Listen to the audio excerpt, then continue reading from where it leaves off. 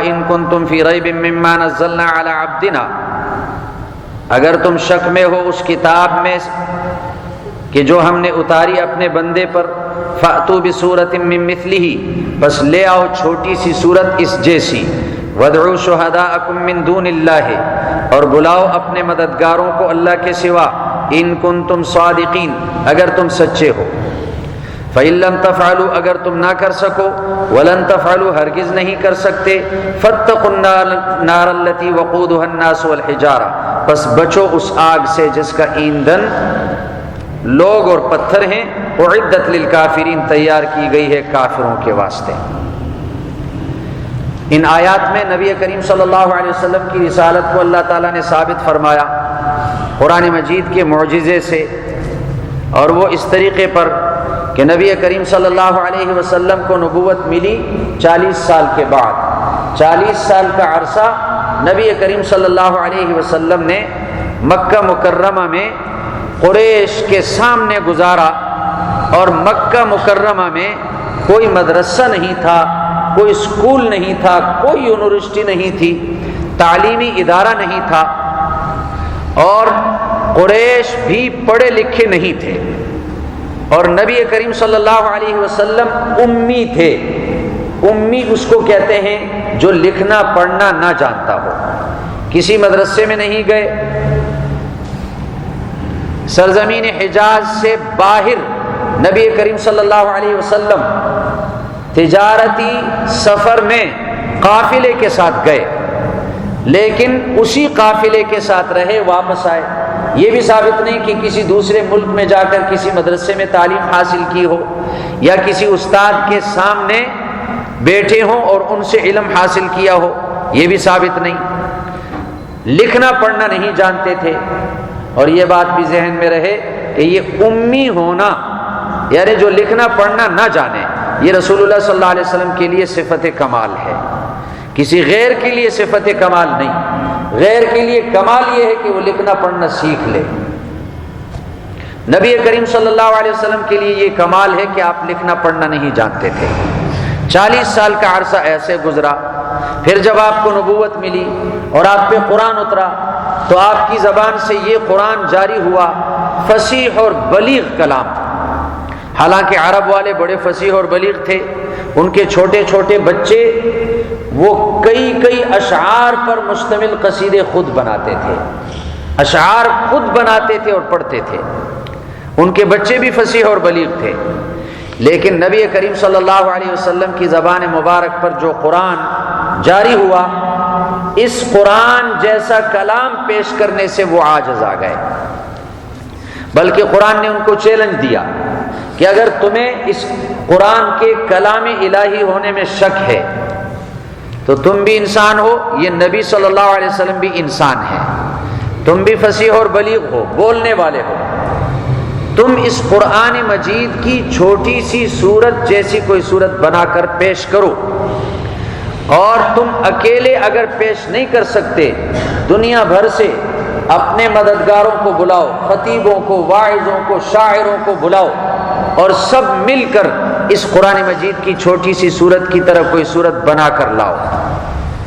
اور تم ایسا ہرگز نہیں کر سکتے، اللہ نے ان کو غیرت بھی دلائی کہ تم کبھی نہیں کر سکتے۔ جب تم ایسا نہیں کر سکتے تو مان لو کہ نبی کریم صلی اللہ علیہ وسلم کی زبان اقدس پر جو یہ کلام جاری ہوا، یہ اللہ کی طرف سے یہ کلام اترا، اور یہ نبی کریم صلی اللہ علیہ وسلم کی نبوت اور رسالت پر دلیل ہے، اور یہ آپ کا معجزہ ہے۔ چنانچہ قرآن مجید کا یہ چیلنج صرف اس وقت کے لوگوں کے لیے نہیں تھا، قیامت تک کے انسانوں کے لیے یہ چیلنج ہے، اور کوئی اس کی چھوٹی سی صورت کی طرح پیش نہ کر سکا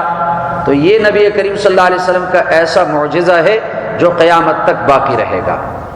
چنانچہ حدیث پاک میں آتا ہے، نبی کریم صلی اللہ علیہ وسلم نے فرمایا کہ ہر نبی کو اللہ تعالیٰ نے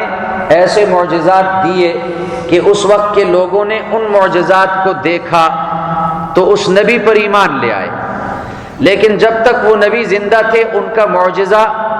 موجود تھا، جب وہ نبی دنیا سے چلے گئے ان کے معجزات بھی ختم ہو گئے۔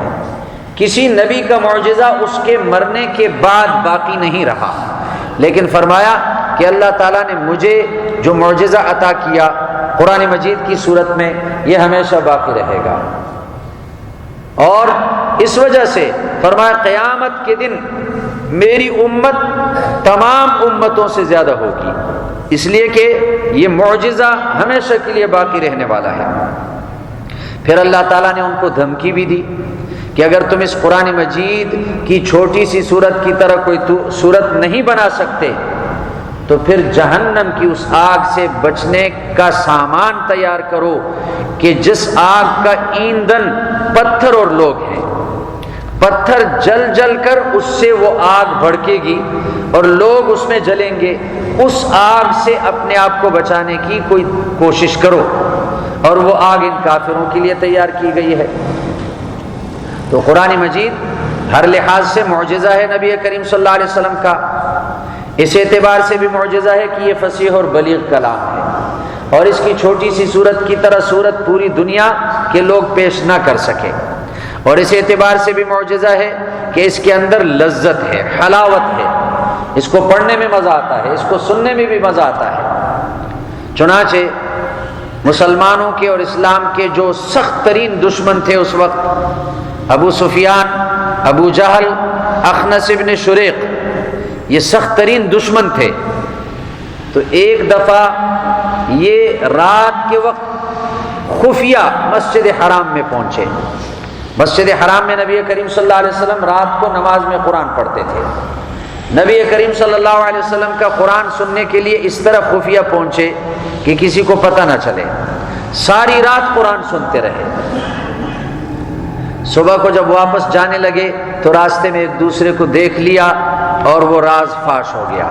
ایک دوسرے کو ملامت کرنے لگے، کہنے لگے کہ تم لوگ قریش کے سردار ہو اور ہم اس نبی کی مخالفت کرتے ہیں، اگر قریش کو پتہ چل گیا کہ ہمارے سردار بھی اس نبی کے پاس جا کر اس سے قرآن سنتے ہیں، وہ لوگ بھی ان کے پاس آ کر قرآن سنیں گے اور وہ ایمان لے آئیں گے،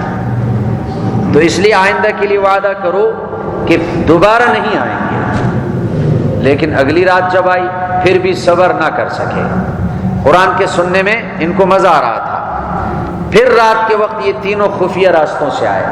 اور ساری رات قرآن سنتے رہے، صبح کو واپس جانے لگے، پھر ان کا راز فاش ہو گیا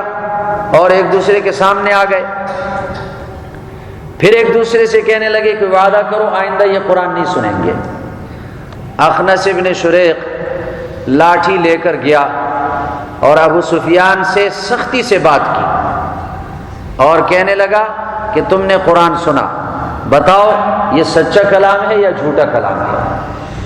ابو سفیان کہنے لگا اللہ کی قسم یہ تو بالکل سچا کلام ہے،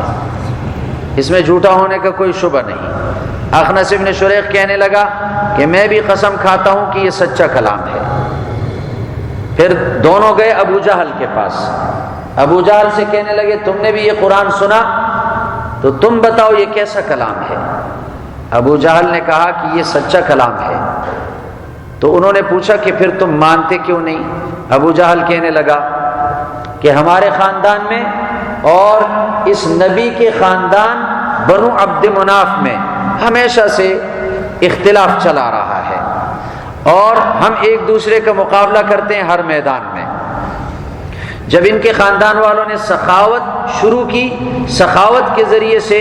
لوگوں پر اپنا اثر ڈالنا چاہا تو اس میدان میں ہم ان سے آگے نکل گئے۔ جب انہوں نے حاجیوں کی خدمت شروع کی تو اس میدان میں بھی ہم نے ان کا مقابلہ کیا، ہر میدان میں ان کا مقابلہ کرتے رہے۔ لیکن اب ان کے خاندان میں ایک شخص نے یہ دعویٰ کیا کہ وہ اللہ کے نبی ہیں اور اس پر اللہ کی طرف سے وحی اتر رہی ہے اور یہ ایسا کلام ہے کہ اس کا مقابلہ کوئی نہیں کر سکتا۔ اب ہم تو اس کا دعویٰ نہیں کر سکتے، ہم میں سے کوئی نبوت کا دعویٰ نہیں کر سکتا کیونکہ ایسا کلام پیش نہیں کر سکتا، اس لیے اب ہم ان کو نبی نہیں مانتے کیونکہ ہمارا ان سے مقابلہ ہے۔ اس لیے اگر ہم ان کو نبی مان لیں تو اس میں ان کا خاندان اس مقابلے میں آگے نکل جائے گا، ہم پیچھے رہ جائیں گے۔ سبحانک اللہم و بحمدک، اشہد ان لا الہ الا انت، استغفرک۔